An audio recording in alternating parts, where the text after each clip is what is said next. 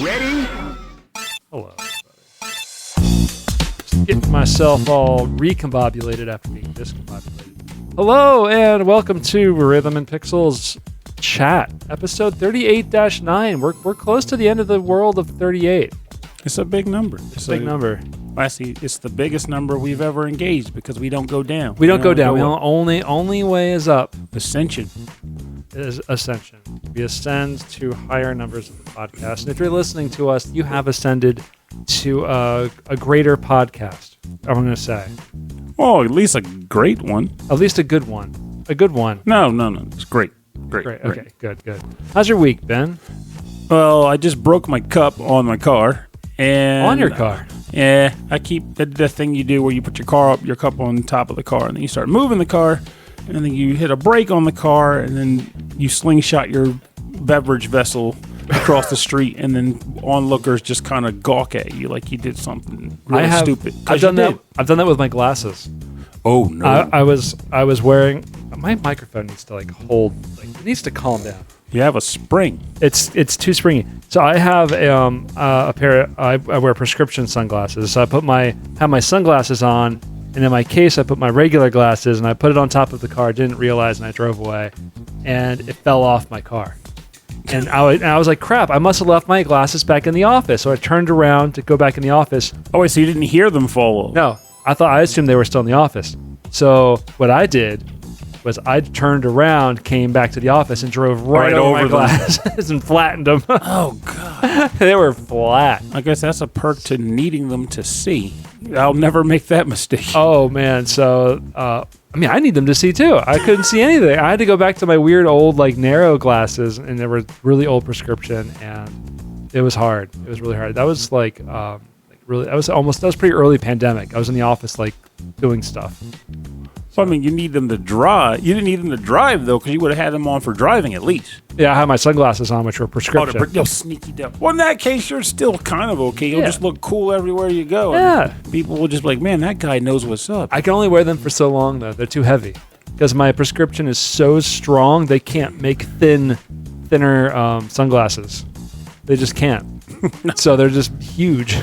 Yeah, but I'm so glad I have them. My wife talked me into buying them. They were too expensive, I thought, and now I have them, and I'm so glad I have them. Yeah, sunglasses are very important. I spent years of my life without having any. Now I have transitional lenses. They do a little bit for me, but they are not. I don't think they're as good as full-blown sunglasses, but they certainly beat what I used to deal with, which was blind driving.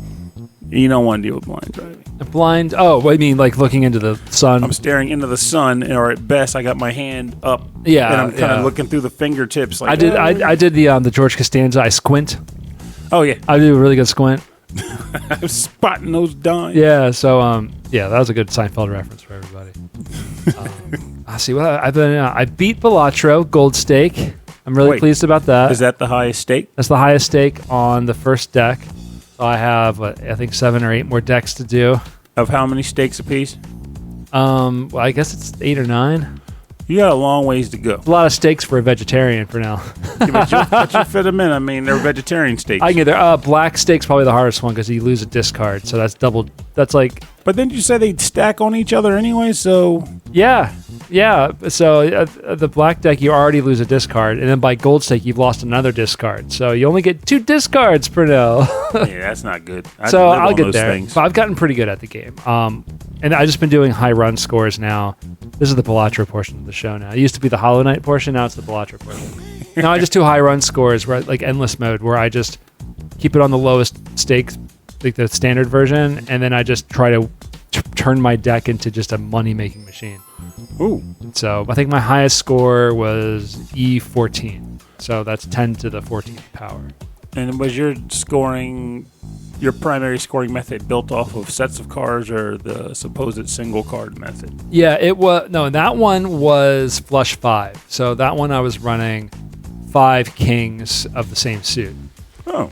Which was okay, because what I ended up doing was I had a joker that was multiplying played kings or played face cards. Oh, okay. For every single one. And then all of those face cards also had the little red seal on it, which made them trigger twice. And then I had the blueprint card, which doubled that again. And then I had the brainstorm card, which doubled that again. So it was double.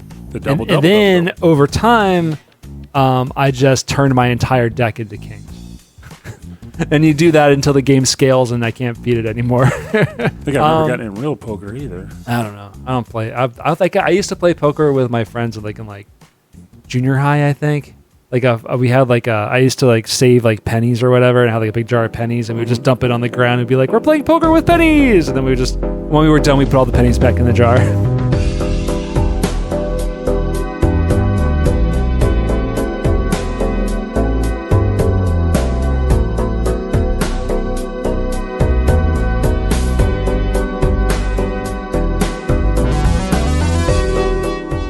So now that you've played a good couple of titles now, that you kind of clocked onto, you have your Persona, you have your Hollow Knight, you have your Balatro.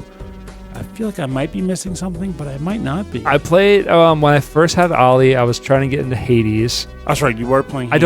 I don't think Hades is for me. Our friend Colia was over earlier today. He was trying to get us into Disco Elysium. Okay. Which I don't know. It seems a little kind of dark. I don't know if that's a game I'll get into, but I think I'm open to another game, but I'm not quite sure yet. But of the ones you played so far, of those bulk, what do you think is your favorite? My favorite. They're all very different. I had a blast with Hollow Knight, and I think that's just because when I play a Castlevania, a Metroidvania style game, it just feels really good. I get a good feeling. What games give you good? What kind of game gives you a good feeling? You just start playing it and you're like, ooh, that feels good. I don't even know anymore. There's got to be something. I wish I did. These days it's hard to tell. I guess I'm playing Fantasy Life right now in spurts, and that feels good to tick boxes, and you basically literally tick boxes and going up bigger numbers on your skill tree and your skill chart accesses. So it's like, hey, now I'm 500 in tailoring, I can make these cool things. Now I'm 400 in smithing, I can do these things. You've been playing this game for a little while, right? This is not a new title, yeah? I started playing it maybe a month or two ago. Oh. Maybe more, I don't know. For some reason I thought this was something else. No, that was the main one. I bounce around games a lot. Okay. Sometimes it's because of reviews, and other times because I'm just going through backlog or whatever. Oh, okay, yeah. I don't know what really clicks for me anymore. I just think that when it happens, my brain acknowledges it, and I go, wow, I'm so glad this is happening. I'm going to take advantage of it while I can and just play it out. So, like I said, Fantasy Life does it. I was playing this game called Cypher Zero recently, where it's sort of like Nonograms, but it has a series of cryptic rules that it keeps adding to the game without really explaining them. They just expect you to pick them up on the fly. Yeah. And then you're just solving puzzles over and over again. So it's a good way to get lost and just get caught up in solving puzzles.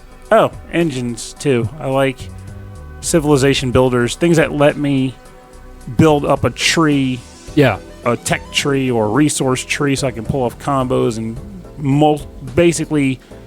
most efficiently accomplish a task. That's the way I should describe that. So yeah, that's probably where I'm at right now. Also playing RPGs and not expending of skill points, because that's what I do too, all the time. So like not leveling things, just ever. Never. Ever. Unless it goes up on its own, I'd have a hard time allocating stuff. Like, Fantasy Life makes it easy for some reason because you get a stupid amount of points, and due to the fact that the things aren't really, you don't feel like you're locked into a path in any way, it feels inconsequential to spend them wherever you want, because eventually you'll just have everything. Yeah. So you're just like, okay, here, and eventually when I need more, I'll just dump them somewhere else.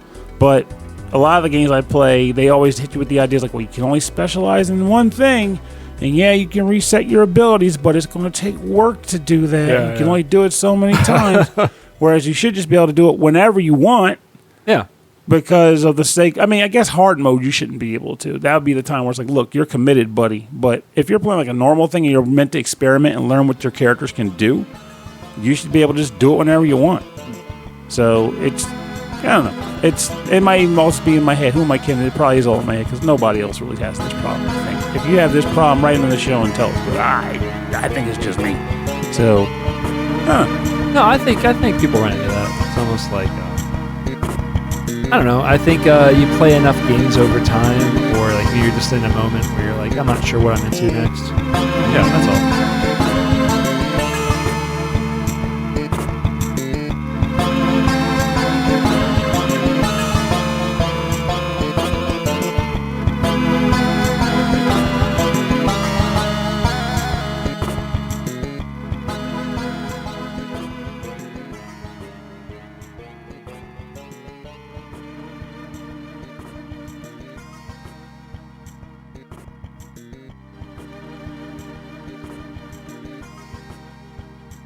What about board games? We played one last night. We met up with the friends that we met at the board game night. Mm-hmm. His wife wasn't feeling great, so she didn't play with us. His brother was there, and we ended up playing Kemet. Okay. That was the game because he had it all set up for us when we showed up, and I was like, I guess we're playing Kemet tonight. It was okay. That wasn't my thing. Dudes on a map. It was dudes on a map. It was a lot more battle than I expected. Oh, it's heavy battle focus. I was like, oh, okay, there's all these mechanics to do this, but it was all designed just to do more battles. And I respect that, but it wasn't for me. I can understand that. Because by the end of it, I was like, okay, I get it. Like I did my best. These two people I played against, like this is their favorite game in the world, so obviously they knew the right strategies. Mm-hmm. But I kept up with them to the end. But of course, they were always like 1 or 2 points ahead of me. But it was okay. I can't. I don't know what it is. I can't get excited about games where it's like, okay, now you're gonna fight this guy again. You got to get over there, so you got to fight him back. Like I'm not as into that. Like maybe, and it could be the exact same game. Like you're a little woodland creature, and you got to get that acorn. Wrestle them for the acorn. I'd be like, oh yeah, get that acorn. Well, theme's a big deal in this hobby. So, but it still would have been like a battle area control thing, and maybe that's just not for me. I just like the small little mathy puzzles, you know. Now, from my perspective of a person who doesn't like those types of games, it was great because it was really easy for me to like pick up. Oh, like so it's super fast. Now, if you're new to board gaming in general, or like not a lot of different types of games, I could see it taking some time to understand like what the iconography would mean or like how certain things fit together. But because we played so many things, he like was like this, and this, and I was like, okay, I understand. Let's just go for it. Oh, you know board game lingo, so yeah, it was like certain like board game lingo. Like, okay, you can do this, but not that. And I was like, of course, that makes sense. Like, okay, you can do this, but it can only be 5 troops, and you have to have this thing here. And I was like, okay, that's fine, no problem. Like everything kind of fit, and also like it wasn't like you have to roll dice and measure where things go. It was like you can move 3 spaces. I understand 3 spaces, and your actions are on a little board, and you choose the actions. Like I like little boards that let you choose actions, but other than that, it wasn't like it wasn't puzzly. It was just aggression. It wasn't. Yeah, it was just aggression. It was just aggression. Huh. Which was just not for me. Beautiful though. The guy was like he paints minis, and so the whole thing was painted. It was gorgeous. Like he did a really good job. That sounds cool. And I could imagine if I went and played someone else's copy that wasn't painted, I'd be so confused because they would all look like the same color, you know? And I think his was probably the newer version of it too, because the one I got is ancient. Got it in like 2015 or something. Yeah, I did some reading on the differences. There's not a lot of differences. The winning mechanic was a big difference, apparently.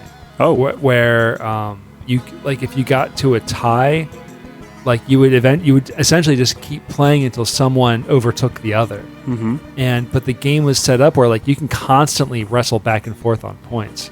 And so the new one was like you can have a tie and then just fall back on something else for a winner. And I'm like, why didn't you just have a house rule to do that anyway? Because that sounds miserable. Like we got to the point where it was going to be him or his brother, and it was going to be like 6 more turns. And I'm like, well, I could wrestle him and take his points away, but I'd still lose because you'd be king making. Because I would either be king making you and your brother, or I would just be making the game last another hour longer just for him to win anyway. Ooh, yeah. At that point, just hang it up. And he was like, and I hope they weren't upset that I was like, we're calling it. Let's just say you win and you're a close second. But there were siblings. I have a feeling they probably were like, let's just one of them really wanted to win. Yeah, leave the board state. We can finish it when he goes home. Yeah. But it was all right. again, just not my thing. That's a lot of board game talk about very personal preferences. But he brought that to the board game night, and it was so crowded and noisy. Like, I couldn't play a game like that in a big noisy space. I can't focus on it. It was just maybe it's just learning something new, but like learning something like that involved was just not good. A nice quiet space where I can look over all the cards and the rules and then like take my time. That's the way to go. Yeah. I can do a little bit of both. It just varies really, but I also have a pretty chaotic brain, so it almost basks in that kind of thing. Yeah, you enjoy things that are like kind of flying at you, and right? Pretty much. Yeah. I play games that are fast paced. I don't know how I'm doing that now that I'm old. It's like, my brain's able to keep up with this crap still somehow. I think that, like, they say that, younger people's reflexes are faster and this and that. But like, if you don't stop using it, you don't lose it as much. Well, I hope that's true because I'm still using it. I absolutely believe that because, look at the fighting game community. Those are like split-second decisions, like and still some of the best players are older guys that have been doing the game. It's like experience matters, practice and using those brain muscles matter. Oh yeah, and that's my intent. Like I try to tell people all the time, in the sense that even if you don't feel like your board games are up your alley, you are pretty much still advised to try something like that, even if it's like puzzles or just constructing a thing, because it keeps you sharp. It does keep you sharp. Learning an instrument is like learning another language, and that's really, really good for your brain. Mm-hmm. Just getting engaged in something, doing something creative also. Like a lot of people aren't born with creativity. It's a skill. It's something that you practice and you do to keep building. So it's not like, oh, I turned 50, I guess I can never learn to be a great painter. No, you start now, you'll still be a great painter. You just work at it if it's something you want to do. And even if you're not, if you enjoy the effort of trying to become one, there's the journey. The journey is worth the thing, so still do it. Yeah. You're getting benefits out of it. Still do it. And if you're in your 50s, you're probably like, you know what? I can make the time to do it now. When you're younger, you're establishing a career, you're busy, you're trying to figure things out. Or you're beating 50 video games. Or that could be a goal too.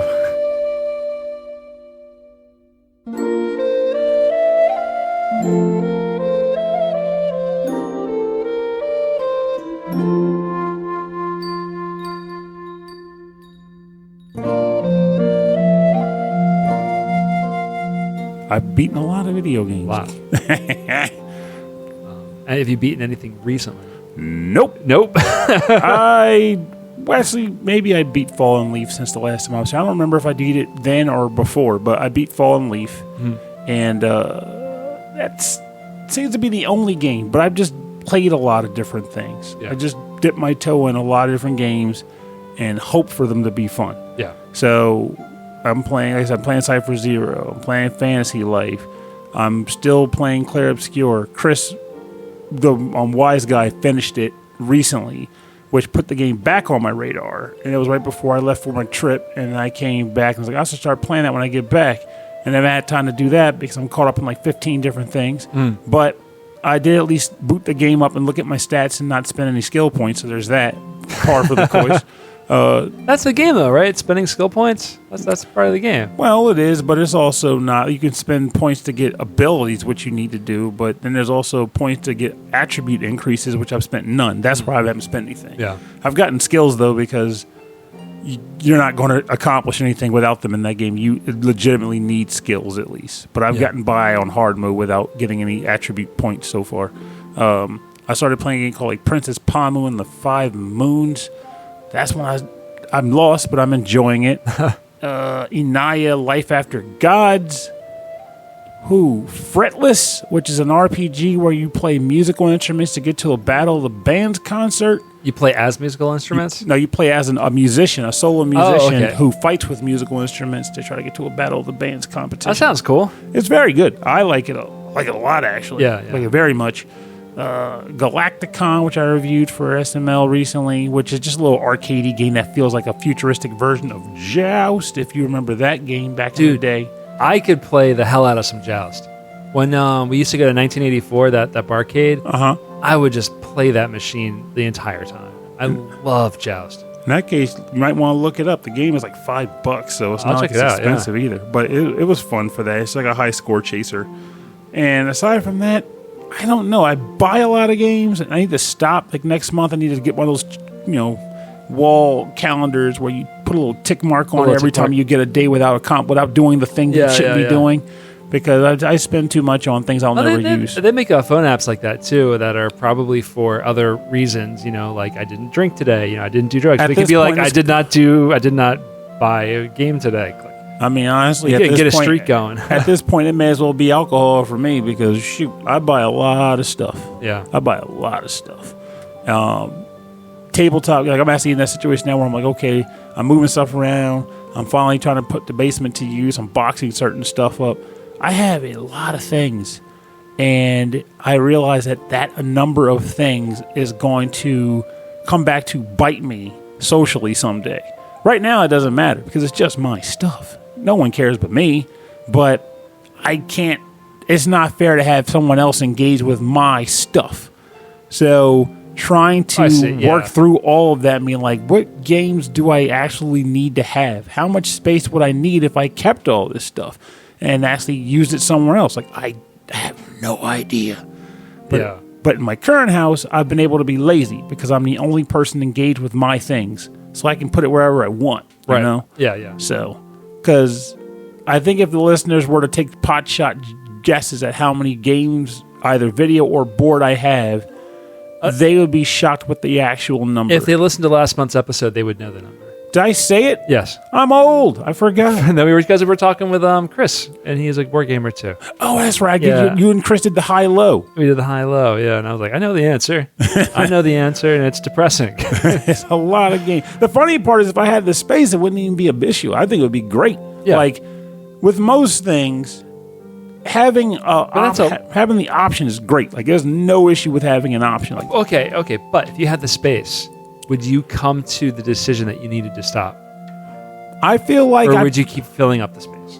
Well, I think my existence proved that one because I had the space and I filled it. That's right. And I have a basement, which I haven't utilized. But then the question becomes, if I start using it, which I'm about to, like I said, the question then becomes, well, I tell myself, oh, I can just get more stuff. Well, I mean, look behind me. Or look behind you. Actually, look behind me too. These are the 4x4 calyxes, but they're on legs. Mm-hmm. The legs are important because that's how they walk. Well, if you have water, that's the thing. Oh, yeah. So that's protection. I would need to get legs. Yeah, I don't think you can buy them. How to use them. I don't think you can buy them in the store, but you can get them online, and they're really easy to install.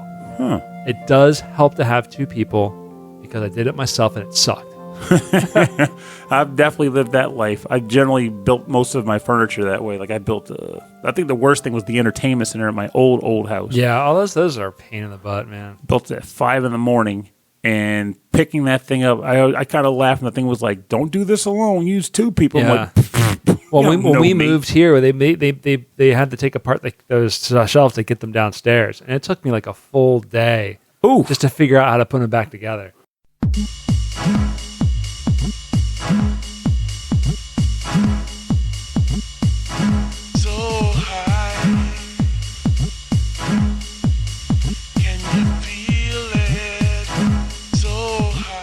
Anyway, people can't see the basement. Behind you is my dance. They can if you take a picture. Behind you is my dance pad, and I have been deeply involved in this year's Stamina RPG, which is the kind of like the in quotes qualifier for the tournament at the end of the year in September. I think I'm probably gonna do it in October this year. And I didn't play a lot last year, so I didn't really get involved. But I kind of followed the content, and this year I'm actually like into it. So, because I have a lot of content in it. There's quest lines that if you like complete certain songs, you unlock new songs like within a theme. Mm-hmm. And so you're incentivized to find the next songs to do, and you complete the quest, get more experience points, and you level up and you go up in the rankings. And every year they start you over with level 1 and you start stuff, right? Yeah, you start back at 0. You get points based on your top 8 passes, and your top.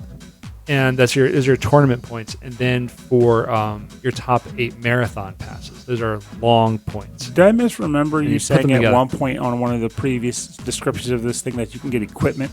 Yes, and as you play, you earn money, and you use the money to either buy more songs to earn more points, or you can use it to buy equipment, which is used during the actual tournament.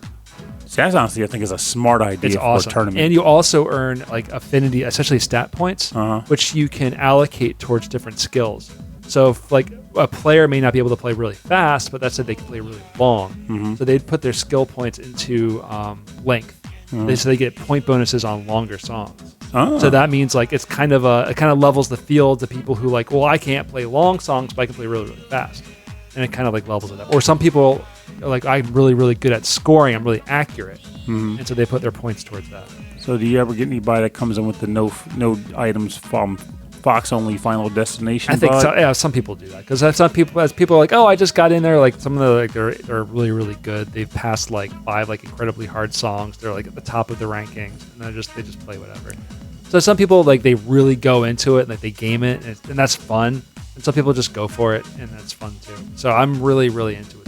Well, keep in mind when I'm saying that, I'm not saying just that they do it. I'm saying that they try to impose it on the group. Like, are they like, this would be so much better if you guys didn't have this whole elaborate skill points equipment system. No, that's the whole point. That's what's so much fun about it. Because otherwise, you're just playing the game, which we do anyway. But this is like you're doing all of this stuff because in the tournament is you get 1 hour, pass as many as you can in 1 hour. And if you fail it, you don't get any points for it, but you wasted time. Ooh. And that's what sucks. And especially for the length players. And you got to go as far. Yeah, exactly. So you save the long ones for the very, very end because you only get an hour. So if you pick like a 30-minute song, like a mix, then you pick it at the very, very end. Then at the end of it, then your set's over.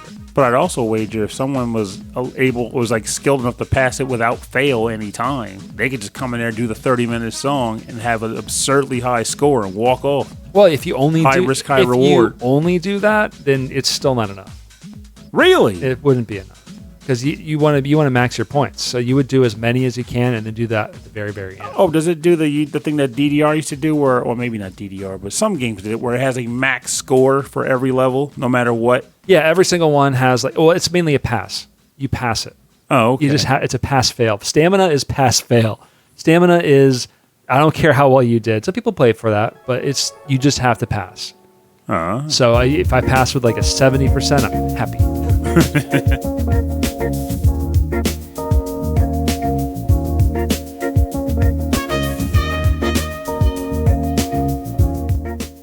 I have some work trips coming up, so that's usually when I watch movies on the plane.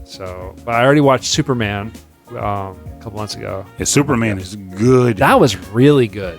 You posted about it, and I'm like, you said, I saw it, and it was good. It was all right. I'm like, whoa, that was great. Whoa. I didn't say it was all right. I'm going to read your post because I know for a fact I didn't say it was all right. All right implies that I thought it was all right.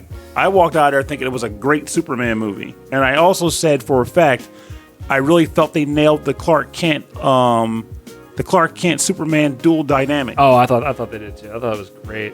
I thought that was so good. I'm looking up your post just to call you out.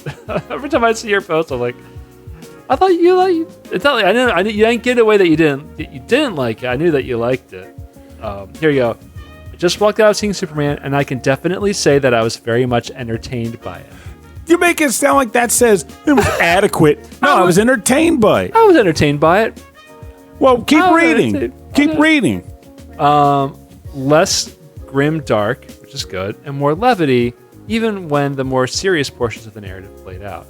Although, dude, the Lex Luthor guy, what's his name? He was. I don't know who the actor was, but he was a great Lex Luthor. He's great in everything he does. I can never remember his name, but he was in that vampire movie with Nicholas Cage, and he was in that. Bloodsuckers. No. It was Stab Tomorrow. Stab Tomorrow. Stab Revolution. Anyway, yeah, I guess you're right. But I always read it. I always read your posts in your voice where it was like, yeah, I was entertained by it. Yeah, I was entertained by it. I mean, I know people who straight up hated the movie. That's crazy.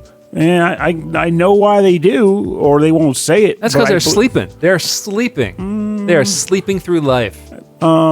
The apt word, I feel like it's kind of funny you use that word because it ties into the why I think they don't like it. Exactly. But, they need to wake up. Yeah. Like, I feel like it nails even the character. Like, I remember watching Superman And keep in mind, I'm saying this is a guy who wasn't a comic book nerd in the sense. Me neither, yeah. But I did read a couple comics here and there as I was growing up. Ones I could afford and had time. Plus, I collected a lot of trading cards, and I watched all the cartoons. Both the early cartoons, like the old goofy Justice League. Yeah, and those are fun. And then the newer shows that were coming out on like Fox Kids and all that. Yeah, those are great. And I feel like the Superman that I know from those shows and the comics that I did see, he is the Superman that even though he knows he's an alien, he lives like he's a human. Like he has two different personalities, even though when the time's right, he kind of blends them. Oh my God. I mean, it's because he was raised by humans. Yeah. So there's this whole like adoption story, which is like my story. And I cried so many times during this movie because it was like, this is so close to my heart. You know, I've heard a couple people say that, which I don't cry much, and I'm not saying that as a masculine thing. No, totally, I think I'm busted sometimes. No. But I could definitely see like a number of emotional beats they were gunning for, and I seriously believe that the guy they got to cast for Clark Kent's dad was about as close as you could get to a living version of that meme where the farmer's going, "It's not much, but it's honest work." Like, he looks like that guy. He gives me that vibe to the letter. And yeah, like I love that actor. His name, Pruitt Taylor. He's done so many. The one who played the dad? Yeah. He's so good. He's done like he plays crazies usually. Okay. Absolutely crazies. But every time I see him, I'm like, he's just so good. He's amazing. I love him. Yeah, but like it definitely hit the nose. Like the humor was right. Even in the more heavy scenarios, I was like, wow, I'm not smiling, but I'm not like, oh God, there's blood everywhere. I just felt like it did a good job of carrying things. And they had the humorous characters and Guy Gardner and Mr. Terrific or whatnot. Like basically that whole group was funny.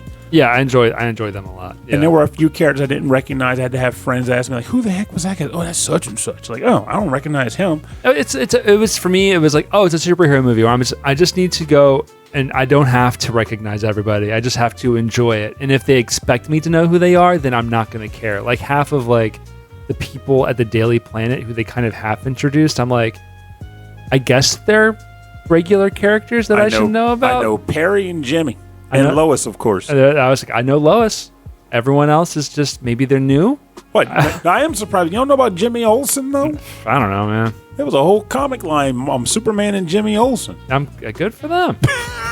happy they're hanging out. Happy they're. You know what? Superman needs more friends. He really does. No, he had the falafel guy. He's got friends. Oh yeah. Well, yeah, he did. He had the falafel guy. But like, it's like in the end, I feel as though the movie does a good job of doing what it does. And I guess the last thing I'll say about it, even if it might be touching on like stepping over a line, it's kind of goofy that because I've seen people I personally know type this, so I'm not making it up or being facetious. The vibe of like, well, they're leaning really hard on like this immigration stuff, and they're playing it hard. And the thing about it is that they should, because it's always been a part of the Superman concept. Hell, it is a large part of Superman and Lex Luthor's relationship with each other, because Lex Luthor has always had an issue with this non-human just coming to Earth, doing what he wants, and being the superior being when he believes he is the epitome of human evolution. Why is this illegal alien taking my job? Yeah, is essentially what it is. It was a little heavy-handed in the movie, but like once you put like little kid actors in it now that I'm a dad, I'm like, okay, manipulate me. It's fine. Yeah, I mean, as long as I'm engaged, I don't care. I am an easy mark now. And people would say, oh yeah, well, they're just using that as a trope because they know it's going to work. I'm like, yeah, and it worked. Well, if you're not the type that wants to read and you're all about watching stuff, I'll tell you then to not worry about the comics. Just go watch the old 90s cartoon. Yeah. Which is probably one of the earliest, iterations that was in production. I'm going to make sure to state it that way. That was in production during our lifetimes, because I wasn't alive when they were making the Super Friends cartoon, the Justice League cartoon. I was just alive when it was in syndication. I was alive for the Superman movies But at the time, I was going to see it because it was just a thing you did with your family. But I didn't care about Superman at that level back then. I didn't know what the heck was going on. I was like, oh, wow, super person flies. But I didn't get it. Yeah. But in the 90s cartoon, they cover a ton of that. Like, it's not... I was going to say it's not going to be necessarily in your face. Like, it's not like, you're an alien. But, that's, I'm looking at it. He did say that a few times, too. But essentially, it's all there. It's always been there. And for them not to acknowledge that in regards to a specific scuffle between Lex Luthor and Superman, right. I feel like the movie would have been missing something. Yeah. So, it was a great movie. I feel like that, along with Creature Commandos, which I was told, well, I remember reading anyway, was tied to that universe. Oh. I feel like they were a very good start for this new DC vibe that they're going for. Yeah, I have read, and we should probably wrap this part up soon, but I have read, like, people say, like, oh, well, now, like, the whole DC comic book movies feel like the Marvel ones. I'm like, no, this felt like a James Gunn movie. What's his name? James Gunn? Yeah. Yeah, it felt like his movie. And I felt like he helped create the tone for the Marvel movies, the ones that weren't super serious or like adding a little more like kind of fun elements to it. Oh. And I think like they needed it because I was getting kind of burned out like on like the Suicide Squad stuff and like the Batman stuff and like and I was just like, why are you burned out? I was watching all this and I was like, I don't care about any of this. So you sounded like Hulk Hogan just then, which is very prescient. Oh, crap. So no, I was going for the freaking gruff voice Batman. Yeah, yeah. Although I hear that what's his name was really good. The Twilight Kid. The what? Twilight Kid. You know, man. Sounds like a video game character. So there was Metroidvania coming up. The Twilight Kid. I can't remember the names tonight. Man. There's Twilight Monk. Yeah, the movie Twilight, based on the books. Oh, you Twilight. know, I tried everything in my power to forget those things. So you've seen the movies? No. I know people who saw the movie. So it's probably really easy to forget that. I read synopses of them because a friend told me they were as ridiculous as I can imagine them to be. I took them at the suggestion to read a little bit about them, and as I read the synopsis, like, yeah, this is pretty ridiculous. Robert Pattinson. He was the last Batman. I heard he wasn't that bad at it. That's probably a concept, too. It probably is the last Batman. There's the last Ronin. There's the last Batman. But he was awesome. He was really, really awesome in Mickey 17. I don't know if I talked about it on the show, but... You did, and actually, you still need to sit down and watch that blasted show. You would love it. You would all the stuff that you like. That's it. All the stuff that I know you like already. Mm-hmm. You would like that. I got a lot of stuff I need to watch. There's a lot of stuff I need to do. And it's not super long. It's not super long. Well, it's only 17 at the most. Yeah, there's only 17 of them, but it's only like an hour and a half. It's not like 2 hours. That's one thing I should probably say too. Whenever we're talking about movies, I'm very slowly going through all of the Mission Impossible movies. I'm on the fifth one. How many did they make? I know that I had a conversation with a friend recently who's obsessed with them. They started in the 90s. They started in 97 was the first one. Oh my God, the second one was so funny. It was so bad, it was funny. But the mission wasn't impossible. He got it done. Well, every time we're members of the IMF, and they just call themselves the IMF, the Impossible Mission Force. It cracks me up every time I hear it. Like, it can't be impossible. You keep solving them. Yeah. Well, it's like, it's impossible for everybody else, except for Tom Cruise. He's got the shoes. I think there's 9 of them, so I'm on the 5th one. I'm about halfway through. So I'm about halfway through the series right now. Also, I can't imagine long. how does They're that guy live a normal life? Because outside of work, everything has to be boring. I mean, I know. Well, they kind of touch on that. He tries to leave. In the third one, he retires. And just the third one. So this is still young Tom Cruise, or youngish Tom Cruise. By it's 40s at that point, 50s. He leaves. He's retired, and he's getting married. But what he's doing in his retirement is he's training new recruits. So he couldn't leave the life. So he's training new recruits, but he's not in the field anymore. He's not doing all that stuff. He's just training new people, and he tells his wife and her family that he works in transportation. Think about it. He's going to the grocery store. He used to go shopping. Yeah. he expects to receive a phone call at the door saying, we've hit a bomb in the grocery store. He can't stop. He's addicted to it. In fact, I think that's like Tom Cruise can't stop making these movies. He's addicted to them. It makes sense. I mean, I'm hanging from a helicopter. Oh my God, I'm shooting the moon. Literally, I'm running down the side of a building, and now I'm going fishing. He's got certifications in so many things, like flying planes, helicopters, rock climbing, all this stuff. How would a person even get into that life? Like, it's just, you're going to middle school, you're in high school. It's like, what are you going to do when you go to college? Well, I guess I have an idea. You know, I like football. Maybe I'll just get a football scholarship and play football. Recruited from the military. You know, he's probably just showed aptitude in killing dudes. You seem to have a real propensity for running along the side of buildings. Yeah. Like, you can climb really tall buildings without freaking out. Like, that's really good. Have you ever thought about flying through space without equipment? Yeah. I think it was the third one. That was the fourth one where Simon Pegg finally got into it, and then I liked him. I like him a lot. You seem to like icy drinks. Have you ever thought about snowboarding down an avalanche-induced mountain and just kind of doing a bunch of gnarly tricks? Also, you're in a gunfight. Yeah, you like to go really fast on motorcycles. How about going really fast hanging on the side of an airplane?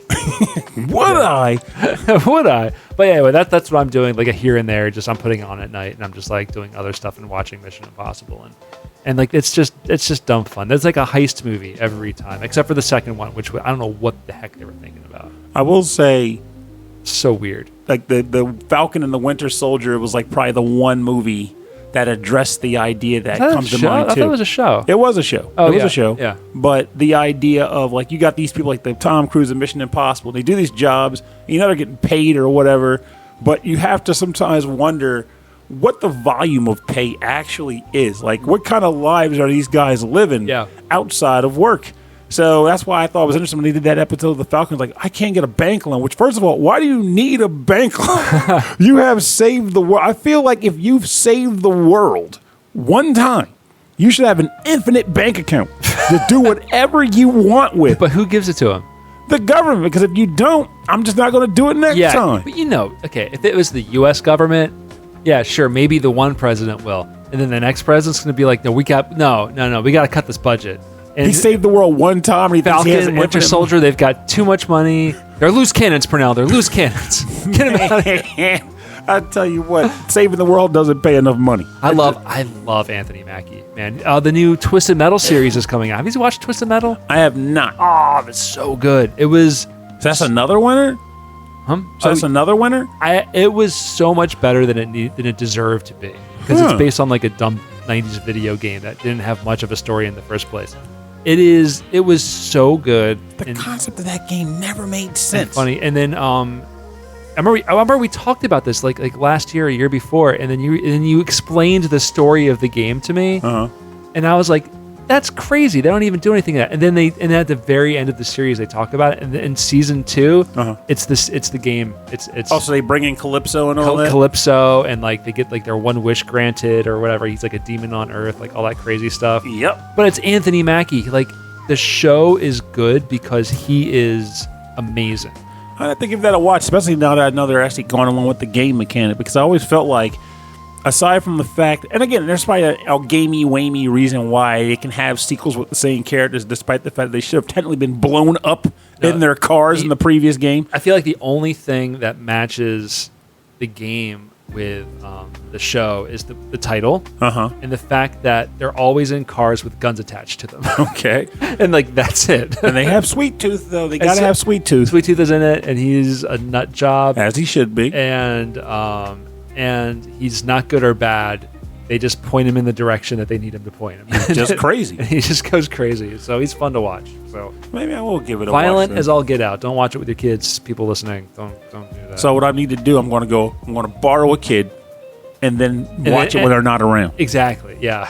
Like you can babysit my son, but wait till he goes to sleep. That's right. It has to be walking on these. Like I got to feel like I'm doing something dangerous. Yes. Yeah. Like, keep it down. He might hear it. The baby might hear it, but then the baby's going home tomorrow. It won't be the same at that point. It has to be while the baby's here, but the baby can't. And then he comes down. He's like, movie. The baby woke up and he wants some water and he wants another story. Nuts. Those darn kids. You get the full experience. Curses. And then someone put sugar in his water, so now he's not even going back to sleep. Who gave the kid candy right before bed? Well, as an uncle, it would technically be me. It would be you. But you know, that's the right and privilege I've earned. I've earned that right. Yeah, I can't stop you. Here you go, But sugar. I will. Sugar after 5. I will absolutely murder you. There will be. This podcast will be super short. Hey, Ollie, would you like this bowl of broccoli? Broccoli's safe. Yeah, so I'm really happy they're making another one of those because I was so surprised how much I liked it, and it was really because of him because he has, like, you want him to succeed because he's just so compelling. So he's actually intended. Well, you might be spoiling it there, but is he a good person in the movie? He's just a good guy.